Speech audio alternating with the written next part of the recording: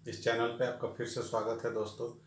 राष्ट्रपति और राज्यपाल से संबंधित हमारा तुलनात्मक अध्ययन चल रहा है। तो राष्ट्रपति से संबंधित अनुच्छेद 52 से लेकर 55 तक का हम लोग पिछले वीडियो में देख चुके हैं। आज उससे आगे की चर्चा होगी, अर्थात अनुच्छेद 56 से लेके 61 तक को देखेंगे। तो एक बार रिकैप कर लेते हैं पिछले वीडियो में क्या बात हुई थी। तो राष्ट्रपति से संबंधित जो अनुच्छेद थे, अनुच्छेद 52 से शुरुआत होती है। उसमें क्या था, तो राष्ट्रपति का एक पद होगा। अनुच्छेद 53 में क्या था कि राष्ट्रपति की कार्यपालिका शक्ति के बारे में बतलाया गया था कि वो कार्यपालिका शक्ति राष्ट्रपति के में निहित होगी। उसके बाद अनुच्छेद 54 में उनके निर्वाचन से संबंधित निर्वाचन में कौन लोग शामिल होंगे, अर्थात निर्वाचन मंडल के संबंध में था। अनुच्छेद 55 में क्या था, तो चुनाव की प्रक्रिया, निर्वाचन की प्रक्रिया क्या होगी, तो समानुपातिक प्रतिनिधित्व और एकल संक्रमणीय मत पद्धति होगी। तो ये 4 अनुच्छेद हम लोगों ने पिछले वीडियो में देखा था। अब इसी को आगे बढ़ाएंगे। अब बात उठती है कि आप याद कैसे रखेंगे। तो याद रखना है कि जैसे भारत है तो भारत के लिए एक राष्ट्रपति होंगे। तो राष्ट्रपति अगर होंगे तो वो करेंगे क्या, उनकी शक्ति क्या होगी, तो अनुच्छेद 53 में बतलाया गया उनकी शक्ति के बारे में। कार्यपालिका शक्ति उन्हीं में निहित होगी। तो राष्ट्रपति जो होंगे तो उनको चुनेंगे कौन, तो निर्वाचक मंडली के बारे में बतलाई गई, अनुच्छेद 54। अब उनका चुनाव की प्रक्रिया क्या होगी, तो अनुच्छेद 55। जो लोग निर्वाचन करेंगे तो वो किस तरीके से करेंगे, तो उसके बारे में बतलाया गया कि मत का तरीका क्या होगा, तो समानुपातिक प्रतिनिधित्व और एकल संक्रमणीय मत प्रणाली। तो ये अनुच्छेद 55। अब उसी को आगे अगर कंटिन्यू करेंगे तो अगर याद रखना हो तो फिर 56 में क्या है, तो राष्ट्रपति की पदावधि है। फिर अनुच्छेद 57 में क्या है कि एक बार तो वो चुन लिए गए तो वो बतला दिया गया कि 5 साल का कार्यकाल होगा। दूसरे के बार के लिए भी चुने जा सकते हैं क्या, निर्वाचन के योग्य होंगे क्या, तो पात्र होंगे, दूसरे बार भी वो चुनाव लड़ सकते हैं। तो ये 57 में बताया गया। अब 58 में जो व्यक्ति राष्ट्रपति चुना जाएगा तो उसकी योग्यता क्या होगी, क्वालिफिकेशन क्या होगा, वो बतलाया गया कि ये क्वालिफिकेशन होगा। अनुच्छेद 59 में क्या है कि उनको उनकी सुविधाएं कौन कौन सी दी जाएंगी। उसके बाद अनुच्छेद 60 में आते हैं तो उनके शपथ के बारे में बतलाया गया कि शपथ कौन दिलवाएगा। फिर अनुच्छेद 61 की शपथ दिलवाया गया, सब कुछ हो गया। ये तो निर्वाचन से संबंधित थी, उनकी सुविधा क्या होगी, वेतन भत्ते क्या होंगे, सारे कुछ बतला दिए गए। तो उनको हटाने का तरीका क्या होगा, तो वो अनुच्छेद 61 में महाभियोग की प्रक्रिया को बतलाया गया है। तो इस तरीके से आप याद कर सकते हैं। और उसके बाद एक और भी है कि 2 अनुच्छेद अलग से हैं। अनुच्छेद 71 में राष्ट्रपति के निर्वाचन से संबंधित अगर कोई विवाद हो तो उस संबंध में बतलाया गया है।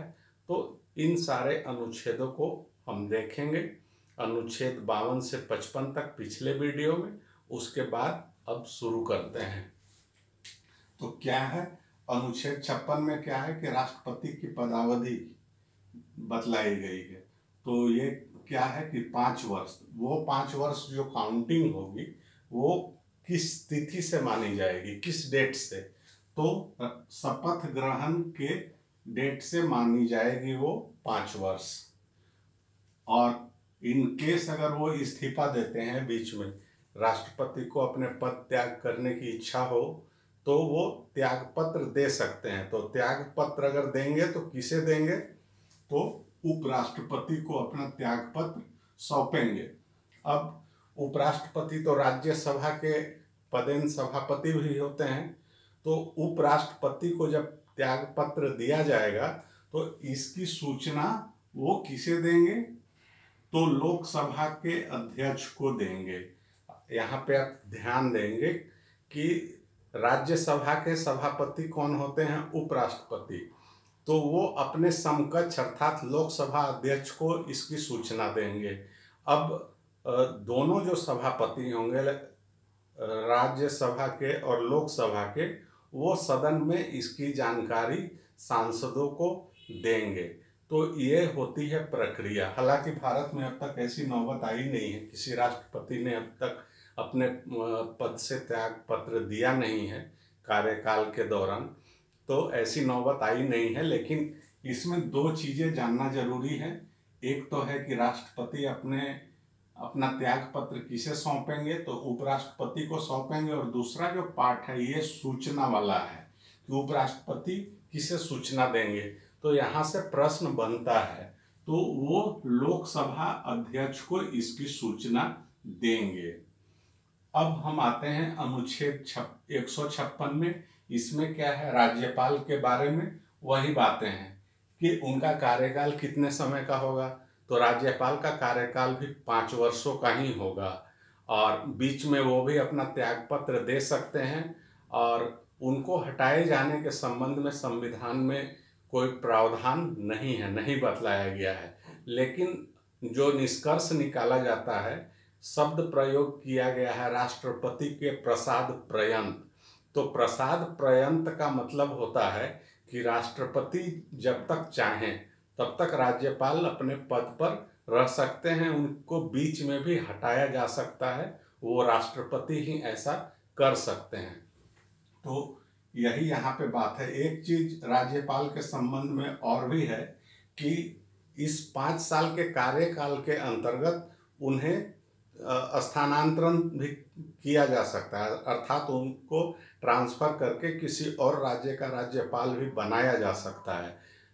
लेकिन मूल संविधान में स्थानांतरण से संबंधित भी कोई प्रावधान नहीं है, परंतु यह व्यवहारिक रूप में देखा गया है कि ऐसे निर्णय लिए जाते हैं। कई राज्यपालों को बीच में, उनके कार्यकाल के बीच में ही किसी अन्य राज्य का राज्यपाल बना दिया जाता है स्थानांतरित करके। तो ऐसा होता रहता है। अब हम आते हैं अनुच्छेद 57 पर। इसमें क्या है? तो पुनर्निर्वाचन की पात्रता से संबंधित है।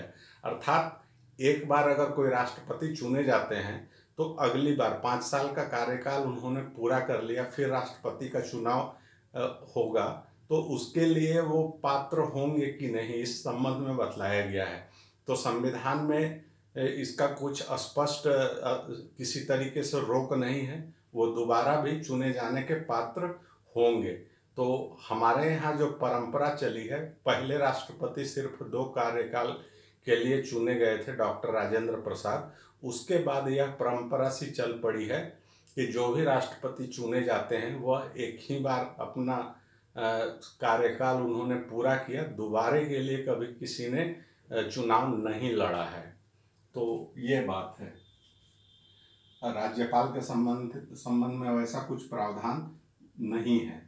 अब हम आते हैं अनुच्छेद 58 पे कि राष्ट्रपति के पद के लिए अर्हता क्या होगी, मतलब उनका पद का क्वालिफिकेशन क्या होगा। तो क्वालिफिकेशन के बारे में बतलाया गया है। तो इसमें क्या है कि भारत का नागरिक होना चाहिए। दूसरा, उम्र 35 साल पूरी कर चुके हों, वैसे व्यक्ति ही राष्ट्रपति का चुनाव लड़ सकते हैं। तीसरा, लोकसभा पद पर लाभ के पद पर ना हो।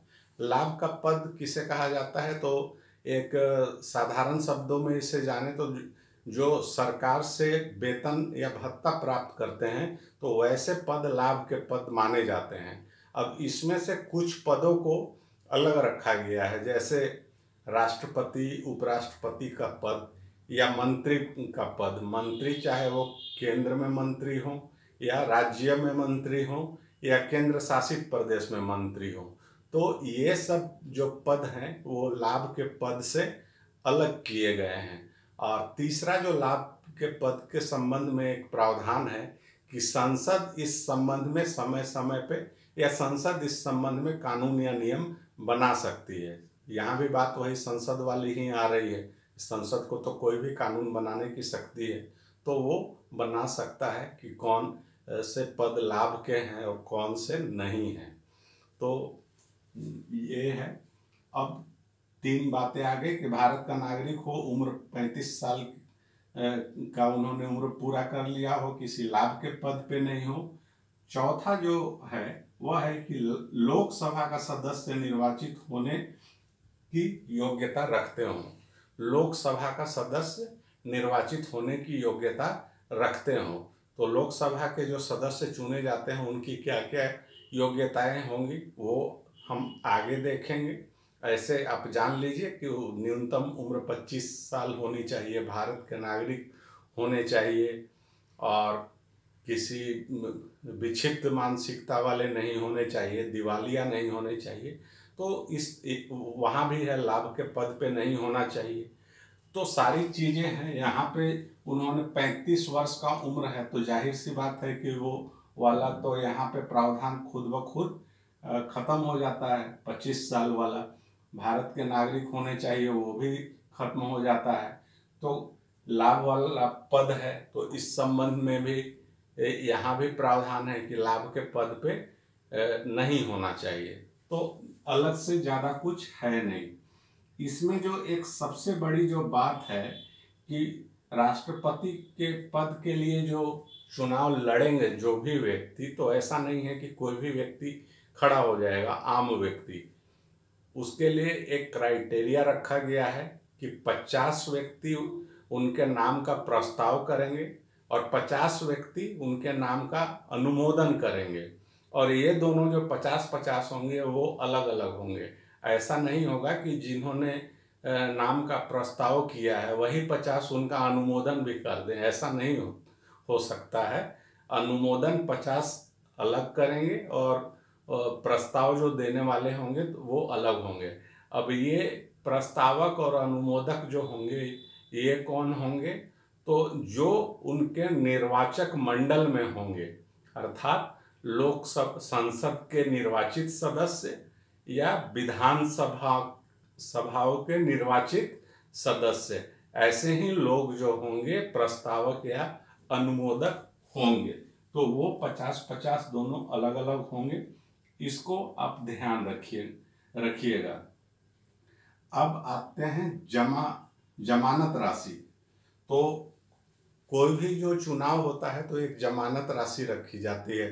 यह साधारणतः इसलिए किया जाता है कि जो बहुत सीरियस लोग नहीं हैं, बहुत सारे ऐसे भी लोग होते हैं कि चुनाव लड़ने का शौक़ होता है लेकिन उनमें सीरियसनेस नहीं होता, तो वैसे व्यक्तियों को रोकने के लिए एक जमानत राशि का प्रावधान किया जाता है। तो राष्ट्रपति के चुनाव के संबंध में भी ऐसा ही है कि जमानत राशि एक रखी जाती है, और यह जमानत राशि जब्त भी हो जाती है। वो जब्त होने का क्या क्राइटेरिया होता है? तो जो कुल वैध मत होते हैं उसका 1/6 कम से कम प्राप्त होना चाहिए मत।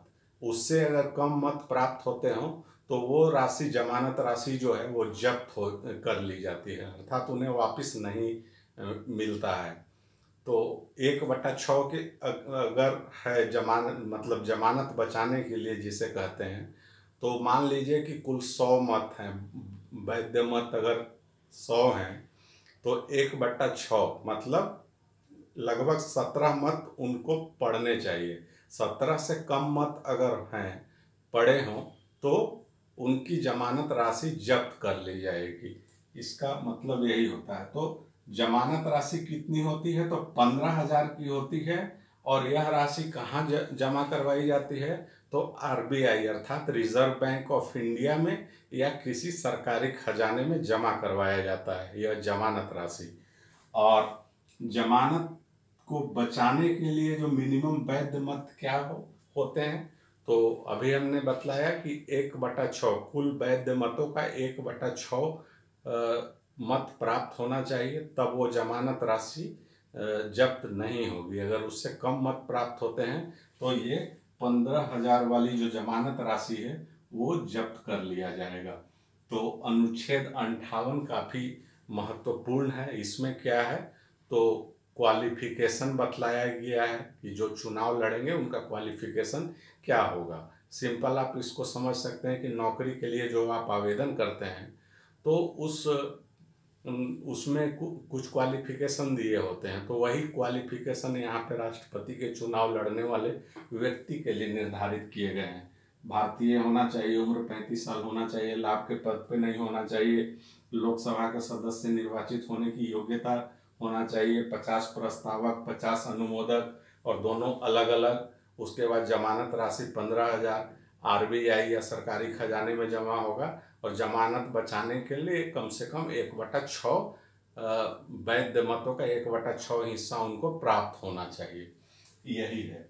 अब राज्यपाल के संबंध में भी ऐसे ही प्रावधान है। इसका वर्णन क्या है, अनुच्छेद 157 में है, उसमें क्वालिफिकेशन दिया गया है।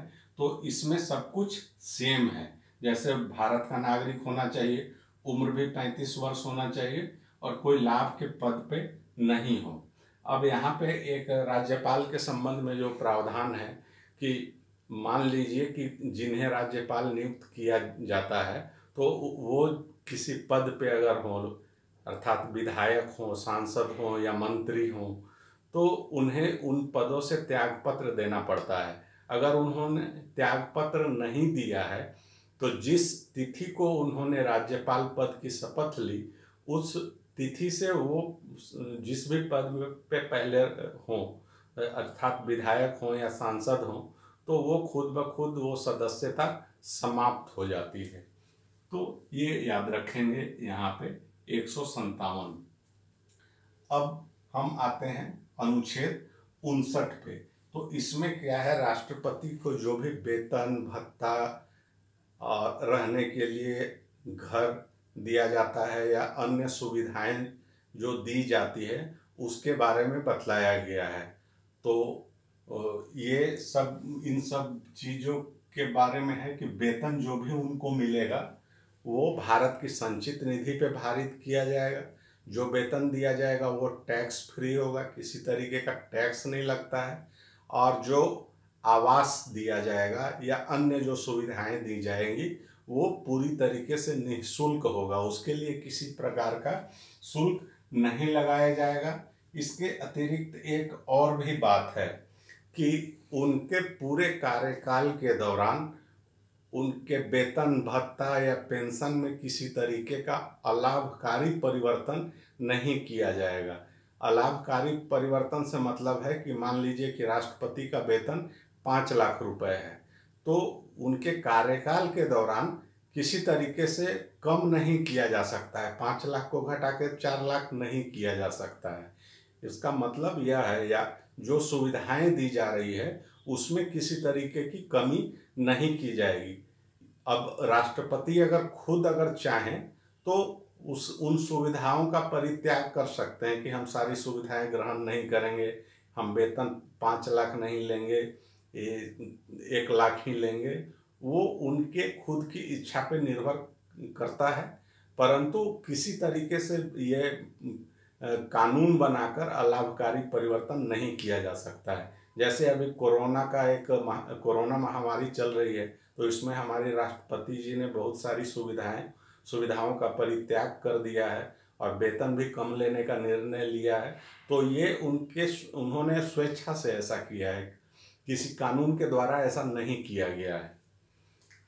राज्यपाल के संबंध में भी यही बातें हैं कि यहाँ पे भी वेतन भत्ता पेंशन आवास सुविधा के बारे में बतलाया गया है और वहाँ भी यही बात है कि, लेकिन राज्यपाल के संबंध में एक चीज ध्यान दीजिएगा कि उनके वेतन भत्ता से संबंधित जो भी नियम और कानून होते हैं वो संसद के द्वारा बनाया जाता है।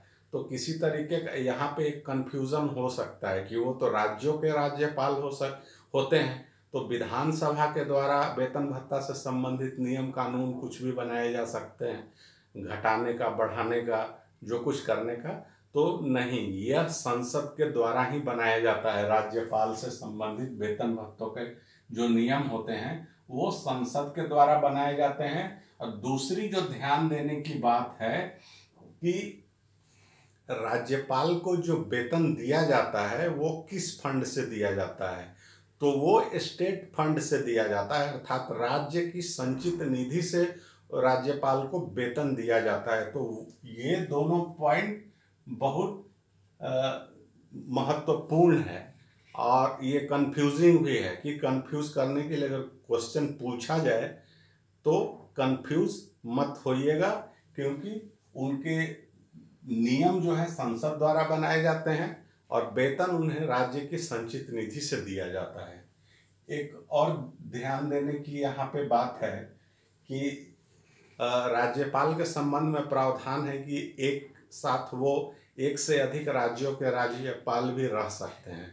तो वैसी स्थिति में उनके वेतन किस राज्य से कितना मिलेगा, तो इस संबंध में प्रावधान है हमारे संविधान में कि राष्ट्रपति जिस अनुपात में तय करे कि मान लीजिए कि 2 राज्यों के राज्यपाल हैं, तो राष्ट्रपति ने तय किया कि बिहार और यूपी मान लीजिए 2 राज्यों के राज्यपाल हैं, तो राष्ट्रपति ने तय किया कि 60% वेतन उत्तर प्रदेश से मिलेगा और 40% बिहार राज्य से।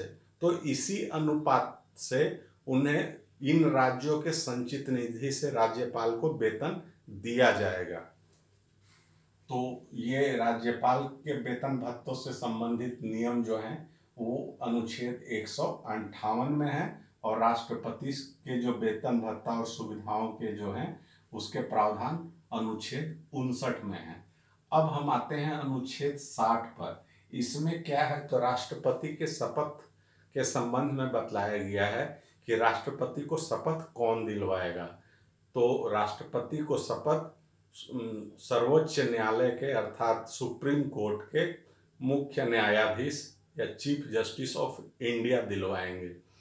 अगर उनके शपथ के समय अगर चीफ जस्टिस नहीं हो, कहीं बाहर गए हों या किसी अन्य कारण से उपलब्ध नहीं होते हैं, तो उनकी अनुपस्थिति में सुप्रीम कोर्ट के जो वरिष्ठतम न्यायाधीश होंगे वो राष्ट्रपति को शपथ दिलवाएंगे। तो ये ध्यान रखिएगा, खास करके जो सुप्रीम कोर्ट के मुख्य न्यायाधीश की अनुपस्थिति में जो बात की गई है कि कौन दिलवाएगा, तो उनकी अनुपस्थिति में जो वरिष्ठतम न्यायाधीश होंगे चीफ जस्टिस के बाद, वो राष्ट्रपति को शपथ दिलवाएंगे और इसका ब्यौरा अनुच्छेद 60 में दिया गया है।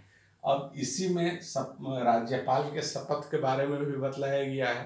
तो राज्यपाल को शपथ कौन दिलवाता है, तो जिस राज्य में वो राज्यपाल नियुक्त किए जाते हैं उस राज्य में जो हाई कोर्ट होती है उस हाई कोर्ट के मुख्य न्यायाधीश राज्यपाल को शपथ दिलवाते हैं। यहाँ भी शर्त वही है कि अगर किसी वजह से हाई कोर्ट के मुख्य न्यायाधीश नहीं है, उपलब्ध नहीं है, तो उनकी अनुपस्थिति में उनके बाद जो वरिष्ठतम न्यायाधीश होंगे वही राज्यपाल को शपथ दिलवाएंगे। अब हम आते हैं अनुच्छेद 61 में, बहुत ही ज़्यादा महत्वपूर्ण है।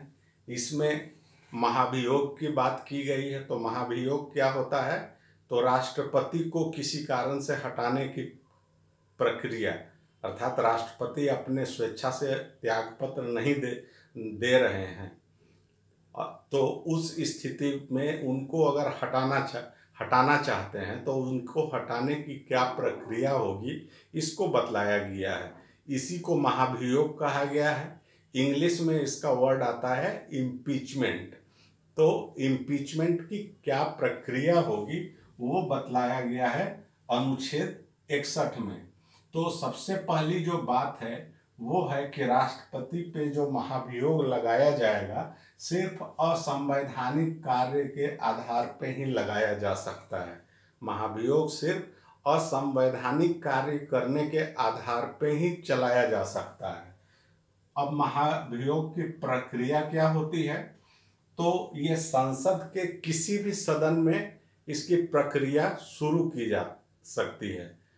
अर्थात संसद के किसी भी सदन से मतलब है कि लोकसभा में भी शुरू की जा सकती है, राज्यसभा में भी शुरू की जा सकती है महाभियोग की प्रक्रिया।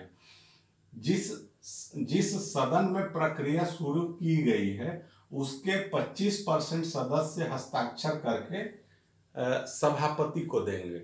मान लीजिए कि लोकसभा में अगर महाभियोग की प्रक्रिया शुरू की जाती है तो लोकसभा के जो 545 सदस्य हैं उसके 25% सदस्य कम से कम हस्ताक्षर करके सब लोकसभा अध्यक्ष को देंगे। राज्यसभा में अगर शुरू की जाएगी तो राज्यसभा की जो सदस्य संख्या है 245, उसके 25% सदस्य हस्ताक्षर करके सभापति को देंगे, अर्थात उपराष्ट्रपति को देंगे। उसके बाद क्या होगा, तो जो सभापति होंगे राष्ट्रपति को इसकी सूचना देंगे 14 दिन पहले, अर्थात महाभियोग शुरू करने के 14 दिन पहले राष्ट्रपति को सूचना देंगे सभापति। वो 14 दिन जब पूरा हो जाएगा तो महाभियोग की कार्रवाई शुरू होगी। जिस सदन में मामला उठाया शुरू किया गया है महाभियोग का, उसमें उस सदन में महाभियोग की प्रक्रिया शुरू हो जाएगी। उसके लिए क्या होगा, तो वोटिंग होगा, और वोटिंग का प्रावधान है कि 2/3 जितने भी उपस्थित एवं मतदान करने वाले सदस्य हैं उसके 2/3 सदस्य कम से कम महाभियोग के पक्ष में वोट करने चाहिए, तभी यह महाभियोग उस सदन से पारित समझा जाएगा। और अगर जिस सदन में महाभियोग की प्रक्रिया शुरू की गई है वहां से अगर पारित होता है तो फिर यह दूसरे सदन को भेजा जाएगा, अर्थात लोकसभा से पारित हो गया तो राज्यसभा को भेजा जाएगा, और राज्यसभा से अगर पारित हो चुका है तो लोकसभा को भेजा जाएगा। दूसरा सदन भी 2/3 बहुमत से इसे पारित करेगा। अब यहाँ पे एक ध्यान देने की और काफ़ी महत्वपूर्ण जो बात है ये है कि राष्ट्रपति की जो महाभियोग की प्रक्रिया होती है यह विशेष बहुमत से ही पारित होता है। विशेष बहुमत से मतलब है कि दोनों सदनों से अलग अलग इसको पारित होना है, और जो पारित होगा वो 2/3 मतों से होगा। अगर एक भी सदन में ये 2/3 से कम मत अगर महाभियोग के पक्ष में पड़ते हैं तो वैसी स्थिति में ये महाभियोग की प्रक्रिया बंद हो जाएगी, और इसके संबंध में कोई संयुक्त अधिवेशन बुलाने का प्रावधान नहीं है, अर्थात हर हाल में दोनों सदनों से इसे पारित होना चाहिए अलग अलग। अर्थात दोनों सदनों की शक्ति जो है महाभियोग के संबंध में वो बराबर है, लोकसभा को भी बराबर है, राज्यसभा को भी बराबर है। तो यहाँ पे आप एक चीज़ देख सकते हैं कि जैसे राज्यसभा की सदस्य संख्या कम है फिर भी महाभियोग के मामले में बराबर की शक्ति दी गई है राज्यसभा को। तो यह है महाभियोग की प्रक्रिया, काफ़ी महत्वपूर्ण है। सिर्फ यह भी पूछा जा सकता है कि महाभियोग राष्ट्रपति पर महाभियोग चलाने का विवरण किस अनुच्छेद में मिलता है, तो अनुच्छेद 61 में। अब राज्यपाल पर तो कोई महाभियोग और ये सब चलाने का कोई प्रावधान है नहीं हमारे संविधान में। तो अब हम आते हैं अनुच्छेद 62 में। इसमें क्या है, तो राष्ट्रपति का पद अगर रिक्त होता है किन्हीं वजहों से तो उस स्थिति के बारे में बतलाया गया है, और जो व्यक्ति उनकी रिक्ति में या अनुपस्थिति में जो राष्ट्रपति का कार्य करेंगे तो उनके पदावधि के बारे में बतलाया गया है। तो इस संबंध में पहले ही बात हो चुकी है कि राष्ट्रपति का पद कभी रिक्त होता नहीं है। अगर उन्होंने इस्तीफा दे दिया है या कोई आकस्मिक बात हो गई हो तो वैसी स्थिति में 6 महीने के अंदर राष्ट्रपति पद का चुनाव करवाया जाएगा। अब एक बहुत ही महत्वपूर्ण जो अनुच्छेद है वह है अनुच्छेद 71। अनुच्छेद 71 में क्या है कि राष्ट्रपति और उपराष्ट्रपति से निर्वाचन से संबंधित विवाद अगर होता है किसी तरीके का, या संदेह किसी तरीके का संशय उत्पन्न होता है तो उसे चुनौती दिए जाने के संबंध में है। तो जाहिर सी बात है कि जो विवाद या संशय होगा तो उसे कोर्ट में चुनौती दिया जाएगा।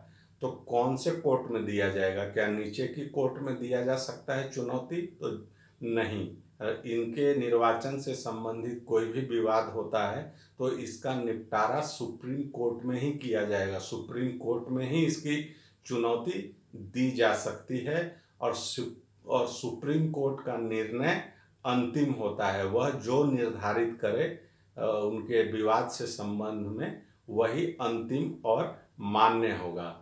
और दूसरी जो एक और बात है इसमें अनुच्छेद 71 में वो ये है कि मान लीजिए कि सुप्रीम कोर्ट ने निर्वाचन से संबंधित जांच को देखा और सही पाया, अर्थात उनका निर्वाचन को वैध नहीं पाया, तो वैसी स्थिति में उन्हें अपने पद को छोड़ना पड़ेगा। लेकिन उस बीच में जब तक उन्होंने राष्ट्रपति का जो काम किया है वो किसी तरीके से असंवैधानिक नहीं होंगे।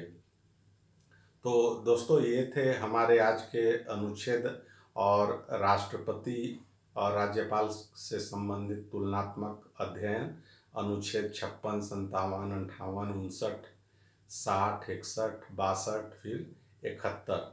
और राज्यपाल से संबंधित अनुच्छेद थे 156, 157, 158, 3 अनुच्छेद राज्यपाल से संबंधित। तो